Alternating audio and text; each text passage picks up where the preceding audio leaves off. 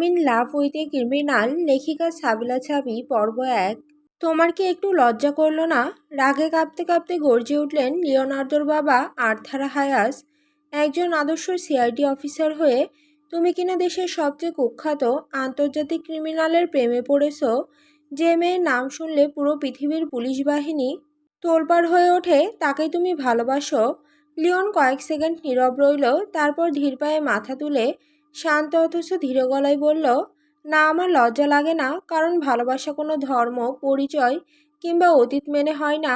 সে আমার জীবনে এমন এক মানুষ, যার গভীর অন্ধকারে আমি নক্ষত্রের মতো আলো হয়ে থাকতে চাই। যদি পৃথিবী তাকে কেবল অপরাধী হিসেবেই চেনে, তবে অন্তত একজন মানুষ থাকুক যে তাকে মানুষ হিসেবে দেখবে। কথাটা শেষ হতে না হতেই বজ্রপাতের মতো এক ঘুষি আছড়ে পড়ল লিওনের মুখে। ভারসাম্য হারিয়ে সে ছিটকে পড়ল মেঝেতে। বাবার গলার স্বর তখন কান্নায় আর ক্ষোভে রুদ্ধ হয়ে আসতে, মরলে না কেন তুমি? কেন জন্মেছিলে পৃথিবীতে? আমার সারা জীবনের অর্জিত সম্মান, নিজের সততা, আজ তুমি সব ধুলোয় মিশিয়ে দিলে। রক্তমাখা ঠোঁটের কোণে লিওনের মুখে ফুটে উঠল একটু মৃদু বিষণ্ণ হাসি। সে জানে পৃথিবীর চোখে ভাইপার একজন কুখ্যাত ক্রিমিনাল হতে পারে, কিন্তু তার হৃদয়ে সেই মেয়েটি একমাত্র ধ্রুবতারা, যাকে সে শেষ নিঃশ্বাস পর্যন্ত আগলে রাখতে চায়। সেন্ট্রাল সিআইডি হেডকোয়ার্টারের কনফারেন্স রুমটায় তখন সুস্পষ্ট নীরবতা বিরাজমান। ধূসর লন্ডনের বুকে তখন বিষণ্ণ চাদরের মতো। বাইরে জুলাইয়ের ঝোম বৃষ্টি নেমেছে আকাশ ভেঙে। বাইরের বৃষ্টির বিপরীতে কক্ষের ভেতরে এসির কৃত্রিম ঠান্ডা আবহাওয়াটুকু সেই থমথমে পরিবেশকে আরও বেশি ভারী করে তুলছিল। বিশাল প্রজেক্টর স্ক্রিনটার সামনে এক হাত পকেটে গুজে দাঁড়িয়েছিল লিওনার্দো হায়ার্স। পুরো 6 ফুট 2 ইঞ্চি লম্বা পুরুষ, চওড়া কাঁধের সাথে গায়ের আকাশি রঙের শার্ট আর নেভি ব্লু টাইটা বেশ মানিয়ে গেছে। পেছনের দিকে আঁচড়ানো ঘন কালো চুল আর মুখ জুড়ে হালকা ছাটা চাপ দাড়ি তার। তবে লিওনার্দোর দিকে তাকালে সবার আগে চোখ আটকে যায় ওর কফি কালারের চোখের মণি দুটোর দিকে। ওই চোখ জোড়া কেমন যেন তীক্ষ্ণ আবার শান্ত চাউনি। আর যখন ও কথা বলে বা হালকা হাসে, তখন বাম ঠোঁটে ঠিক ওপরে থাকা ছোট্ট কালো তিলটা স্পষ্ট চেনা যায়। এই সাধারণ একটা তিলই ওর ফর্সা ধারালো চেহারার মধ্যে আকর্ষণীয় ভাব এনে দেয়। কোনো বাড়তি আয়োজন ছাড়াই ওকে দেখলে এক নজরে একজন পরিপাটি সুদর্শন অফিসার বলেই মনে হয়। নতুন জয়েন করলেও নিজের অসামান্য দক্ষতার একের পর এক জটিল কেস সমাধান করে খুব দ্রুত পুরো ডিপার্টমেন্টের চোখের মণি হয়ে উঠেছে সে। বর্তমানে লিওনার্দো শুধু লন্ডনের সিআইডি অফিসার নয়, বরং ইন্টারপোলের নির্দেশে গঠিত বিশেষ আন্তর্জাতিক জয়েন্ট টাস্ক ফোর্সের চিফ ইনভেস্টিগেটর। ওপর মহল থেকে তাকে বিশেষ ক্ষমতা দেওয়া হয়েছে, যার কারণে সীমান্ত পেরিয়ে পৃথিবীর যে কোনো প্রান্তে গিয়ে অপারেশন চালানোর আইনি একচ্ছত্র অধিকার এখন তার হাতে। প্রজেক্টর স্ক্রিনে কোনো মানুষের ছবি নেই, বরং সেখানে জ্বলজ্বল করছে কালো ব্যাকগ্রাউন্ডে নিখুঁত কালিতে আঁকা একটা ফনা তোলা সাপের অবয়ব। ইন্টারপোল একে স্নেক ভাইপার নাম হিসেবেই চেনে, যেটা তার কোড নেম। লিওনার্দো এবার যখন কথা বলা শুরু করলো, পুরো রুমের সবাই চুপ হয়ে গেল। তার গলার আওয়াজটা খুব বেশি চড়া না হলেও কেমন যেন একটা জোর ছিল তাতে। গত 3 বছরে ইউরোপের 4টে বড় বড় মার্ডার আর আন্ডারওয়ার্ল্ডের দুর্ভেদ্য সিন্ডিকেট পতনের পেছনে এই একটাই নাম জড়িয়ে আছে। যেহেতু এটা কোনো সাধারণ ক্রাইম নয়, তাই আন্তর্জাতিক টাস্ক ফোর্সকে এর পেছনে লাগানো হয়েছে। আমাদের একমাত্র ট্র্যাজেডি হলো আমরা কেউ জানি না এই ভাইপার আসলে ছেলে নাকি মেয়ে, আর তার আসল পরিচয়টা কি, বা সে দেখতেই বা কেমন। টেবিলের সামনে বসে একজন প্রবীণ অফিসার ফাইল উল্টাতে উল্টাতে চশমার উপর দিয়ে তাকালেন। বাট হায়াস, আন্ডারওয়ার্ল্ডে তো কিছু গুজব ছড়ানো আছে ওর বৈশিষ্ট্য নিয়ে। লিওনার্দো হাতে থাকা মার্কার পেনটা টেবিলে হালকা একটু ঠুকলো, তারপর প্রবীণ অফিসারের দিকে তাকিয়ে শান্ত গলায় বলল, অপরাধ জগতে গুজব নিয়ে সত্য ঢাকা যায় না স্যার। হাতে সাপের ট্যাটু, আইব্রো পিয়ার্সিং বা থুতনিতে কাটা দাগ, এগুলো স্রেফ বিভ্রান্ত করার গল্পও হতে পারে। তবে আমাদের জন্য সবচেয়ে বড় বাস্তব লিড হলো ভাইপার এবার লন্ডনের মাটিতে পা রেখেছে। আর এই আন্তর্জাতিক টাস্ক ফোর্সের চিফ হিসেবে আমার প্রথম কাজ ভাইপারকে যেভাবেই হোক আইনের আওতায় আনা। ব্রিফিং শেষ করে লিওনার্দো যখন নিজের কেবিনে ফিরে এলো, ততক্ষণে রাত প্রায় 8টা বেজে গেছে। চেয়ারটায় বসা মাত্রই ডেস্কের ওপর রাখা ফোনটা কেঁপে উঠল। স্ক্রিনের আলোয় মায়ের ছবিটা ভেসে উঠেছে। ফোনটা কানে নিতেই ওপাশ থেকে মায়ের মিষ্টি অভিমানী কণ্ঠস্বর ভেসে এলো, লিও, ভাইয়া তুমি কি আজকেও রাত করে বাড়ি ফিরবে? মামিমা কিন্তু ডিনার টেবিলে তোমার পছন্দের খাবারগুলো নিয়ে বসে অপেক্ষা করছেন। মায়ের গলা শুনলে লিওনার্দোর সারাদিনের ক্লান্তি এক নিমিষে হালকা হয়ে গেল। ওর ঠোঁটের কোণে আলতো একটু হাসি দেখা দিল। সম্পর্কে মায়া ওর ফুফাতো বোন, তবে এখন সে লিওনার্দোর হবু বউ। ছোটবেলায় এক ভয়াবহ বিমান দুর্ঘটনায় মায়ের বাবা মা মারা যান। সেই থেকে লিওনার্দোর মা বাবাই মায়াকে নিজেদের বুকে টেনে নেন, আগলে রাখেন একদম নিজের মেয়ের মতো। মায়ের প্রতি লিওনার্দোর মনে কোনো মাতাল করা প্রেম নেই, কিন্তু ওকে আগলে রাখার মতো অদ্ভুত একটা মায়া আর দায়িত্ববোধ আছে। বড়দের শেষ ইচ্ছাকে সম্মান জানাতেই কিছুদিন আগে তাদের আংটি বদল হয়েছে। লিওনার্দো ডেস্কের উপর ছড়ানো ফাইলগুলো এক হাত দিয়ে গুছিয়ে নিল, তারপর ফোনের ওপাশে শান্ত গলায় বলল, আসছি মায়া, জাস্ট ফাইলগুলো গুছিয়ে বের হচ্ছি। ওপাশ থেকে মায়া হালকা একটু হাসলো, তারপর আদুরে গলায় বলল, তাড়াতাড়ি এসো কিন্তু, তোমার ওই ভাইপার ইদানিং আমার চেয়ে বেশি সময় পাচ্ছে তোমার কাছে। এই বলে মায়া ফোনটা রেখে দিল। লিওনার্দো একটা দীর্ঘশ্বাস ফেলে ফোনটা রাখতে যাচ্ছিল, ঠিক তখনই ডেস্কের এক কোণে ওর চোখ আটকে গেল। নজর কাড়ল ডেস্কে রাখা একটা ছোট কাচের পেপার ওয়েট। লিওনার্দো হাতটা নাড়িয়ে ফোনটা টেবিলে রাখতে পারল না, ওখানেই আটকে গেল। ওর স্পষ্ট মনে আছে 1 ঘন্টা আগেও পুরো টেবিলটা ফাঁকা ছিল, এই পেপার ওয়েটটা এখানে ছিল না। ও সাবধানে পেপার ওয়েটটা তুলে নিল। নিচে চাপা দেওয়া ছোট একটা সাদা কাগজের টুকরো। ভাঁজটা খুলতে লিওনার্দোর পুরো মুখটা গম্ভীর হয়ে গেল। নীল কালিতে সুন্দর কাটা কাটা অক্ষরে লেখা, লন্ডনের আন্তর্জাতিক টাস্ক ফোর্সের স্বাগতম officer Leonardo Hayes. Sky blue shirt আর নেভি ব্লু টাইটাতে তোমাকে আজ বড্ড সুদর্শন লাগছে। তবে তোমার ডেস্কে রাখা ফ্রেমে বাঁধানো ছবিটার চেয়ে প্রজেক্টর স্ক্রিনে থাকা ছবিটা কিন্তু বেশি আকর্ষণীয়। আর শিকারী যখন নিজেই শিকারের নজরে থাকে, খেলাটা তখন বেশি জমে, তাই না? চিরকুটের ঠিক নিচে নিখুঁত করে আঁকা একটা ছোট বিষাক্ত সাপের চিহ্ন। লিওনার্দোর হৃদস্পন্দন এক মুহূর্তের জন্য থমকে গেল। ও বিদ্যুৎ বেগে জানালার দিকে ঘুরে তাকালো। বাইরে তখন কেবলই বৃষ্টির শব্দ আর জমাট বাঁধা অন্ধকার। সিআইডি অফিসারের এত কড়া নিরাপত্তা গড়িয়ে কেউ তার পার্সোনাল কেবিনে ঢুকে পড়েছে। লিওনার্দো স্তব্ধ হয়ে রইল। ভাইপার শুধু যে লন্ডনে পা রেখেছে তাই নয়, সে এখন লিওনার্দোর একদম নিঃশ্বাসের দূরত্বে ঘোরাঘুরি করছে। চিরকুটের লাইনগুলো আবার দেখল লিওনার্দো। বড্ড সুদর্শন লাগছে। শব্দটা ওর মাথায় খটকা ধরালো। কোনো পুরুষ খুনি বা অপরাধী সাধারণত এভাবে লিখবে না। লিওনার্দোর চোখে দৃষ্টি সরু হয়ে এলো। তার মানে ভাইপার কোনো পুরুষ নয়, সে একজন নারী।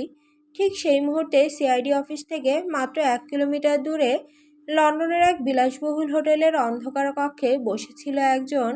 অন্ধকার রুমের একমাত্র আলোর উৎস ছিল একটা বড় কম্পিউটার স্ক্রিন। সেই স্ক্রিনে জ্বলজ্বল করছে লিওনার্দোর কেবিনের লাইভ দৃশ্য। চিরকুটটা পড়ার পর লিওনার্দো যেভাবে স্তব্ধ হয়ে জানালার দিকে ঘুরে তাকালো, তার প্রতিটি এক্সপ্রেশন সে খুব ধীর স্থিরভাবে উপভোগ করছিল। তার চুলে আধুনিক উল্ফ কাট স্টাইল দেওয়া, একদিকের ভ্রুতে করা পিয়ার্সিং আর চোখের নিচে আর থুতনিতে গভীর কাটা দাগ রয়েছে, যা মনিটরের আলোয় আবছাভাবে চোখে পড়ছে। বাম হাতের নরম চামড়ার ওপর কবজি থেকে কনুই পর্যন্ত পেঁচিয়ে আছে একটা কুচকুচে কালো সাপের ট্যাটু। এই মেয়েটাই আর কেউ না, স্বয়ং ভাইপার। স্ক্রিনে লিওনার্দোর ওই থমথমে চেহারাটা দেখতে দেখতেই মেয়েটার ঠোঁটে এক ফালি ধারালো বিষাক্ত হাসি খেলে গেল। ও হাত বাড়িয়ে মনিটরের স্ক্রিনে লিওনার্দোর কফি কালার চোখের ওপর নিজের আঙুলটা ছোঁয়ালো। ও স্ক্রিনের দিকে আরও একটু ঝুঁকে বসলো। চোখের পলক না ফেলে লিওনার্দোর মুখের দিকে তাকিয়ে রইল কিছুক্ষণ। তারপর একদম নিচু স্বরে ফিসফিস করে বলল, কত বছর পর দেখলাম তোমাকে বলো তো লিওন। ভাইপার এক মুহূর্তের জন্য হারিয়ে গেল 4 বছর আগে সেই ক্যাম্পাস লাইফে। তখনও ফার্স্ট ইয়ারের ভীষণ সাধারণ একটা মেয়ে, যে সবসময় সবার আড়ালে থাকতে পছন্দ করত, এক কথায় ইন্ট্রোভার্ট ধরনের। সেদিন বকুলতলার সেই চেনা আড্ডায় একঝাঁক ছেলেমেয়ের মাঝখানে বসে গিটার বাজাচ্ছিল লিওনার্দো। তখনও ক্যাম্পাসের বেশ পপুলার সিনিয়র, যার উপর অনায়াসেই সবার চোখ আটকে যেত। মেয়ে তুমি কি আকাশ চেনো, চেনো না? মেয়ে তুমি কি দুঃখ চেনো, চেনো না? তবে চিনবে কেমন করে এই আমাকে? লিওনার্দো সেই উদাসীন গানের কণ্ঠ আর গিটারের তারের সুর সেদিন প্রথম দেখাতে মেয়েটার বুকে এক তীব্র ঝড় তুলে দিয়েছিল। তপ্ত মরুভূমিতে এক পশলা বৃষ্টি নামলে যেমনটা হয়, ওর ভেতরটাও ঠিক তেমনই শান্তিতে জুড়িয়ে গিয়েছিল। ব্যাস ওই একটা দিনই তার পুরো জগৎটা ওলটপালট করে দিয়েছিল। তখন থেকেই লিওনার্দো হয়ে ওঠে তার আড়ালে রাখা এক তীব্র অবসেশন, এমন ভালো লাগা যাকে ছোঁয়া যায় না কিন্তু মন থেকে মোছাও যায় না। আর তখন থেকেই সবার আড়ালে থেকে ও লিওনার্দোকে পাগলের মতো স্টক করতে শুরু করলো।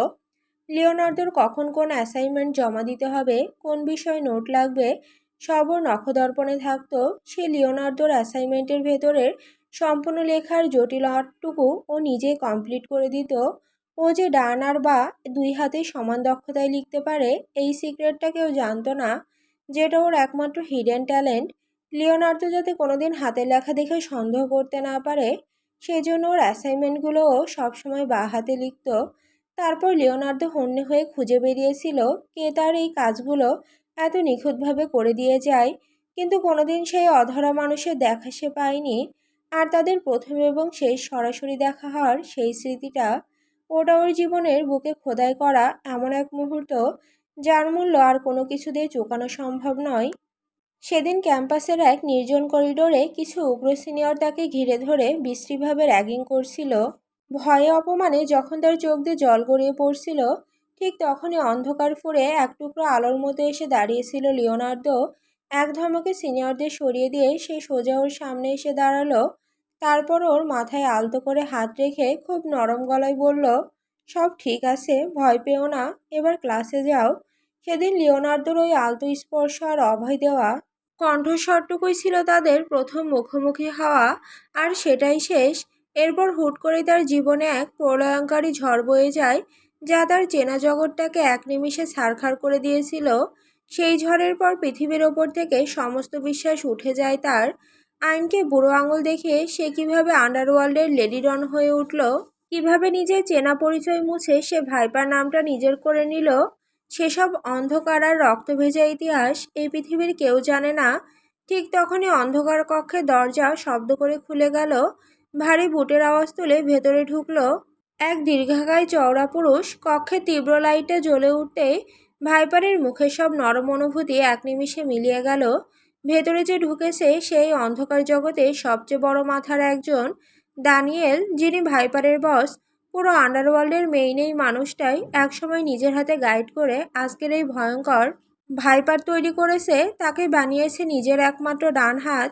ড্যানিয়েল এগিয়ে এসে মনিটরের স্ক্রিনের দিকে তাকালো। লিওনার্দোর ছবিটা দেখে ওর চোখ দুটো ঈর্ষায় কুঁচকে গেল।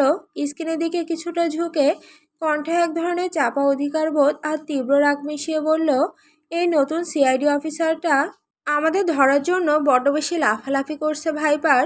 আন্তর্জাতিক টাস্ক ফোর্সের পাওয়ার পেয়েছে বলে ও ভাবছে আমাদের হাতের নাগালে পাবে। একে দুনিয়া থেকে সরিয়ে দেওয়া আমার জন্য মাত্র কয়েক সেকেন্ডের ব্যাপার। ভাইপার চেয়ার ছেড়ে সোজা হয়ে দাঁড়ালো। ওর চোখে তখন কোনো ভয় নেই আর না কোনো দুর্বলতা। পুরো চাউনিটাই একদম পাথরের মতো ঠান্ডা। ও দানিয়েলের খুব কাছে গিয়ে দাঁড়ালো। চোখে পিয়ার্স আইব্রোটা সামান্য কুঁচকে সরাসরি দানিয়েলের চোখের দিকে তাকিয়ে বলল, লিওনার্দো হায়াসকে ছোঁয়ারও চেষ্টা করবেন না বস। ওকে ধরার জাল আমি নিজে বুনেছি, ও আমার শিকার। ড্যানিয়েল কয়েক সেকেন্ড স্তব্ধ হয়ে ভাইপারের চোখের দিকে তাকিয়ে রইল।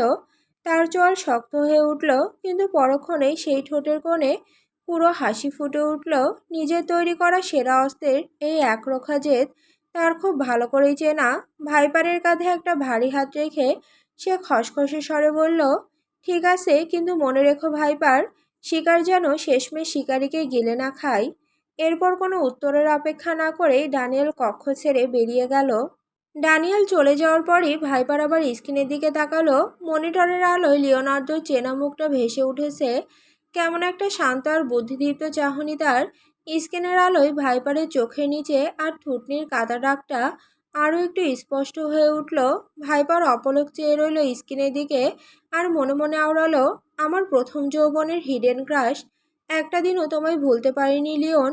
এবার আমি নিজেই আসবো তোমার কাছে, তবে সে আগের মতো কোনো অসহায় মেয়ে হয়ে নয়, তোমার চিরশত্রু, তোমার চোখে ক্রিমিনাল হয়ে। দেখি তোমার আইন আমাকে আটকায় নাকি আমার ভালোবাসা তোমাকে হারায়।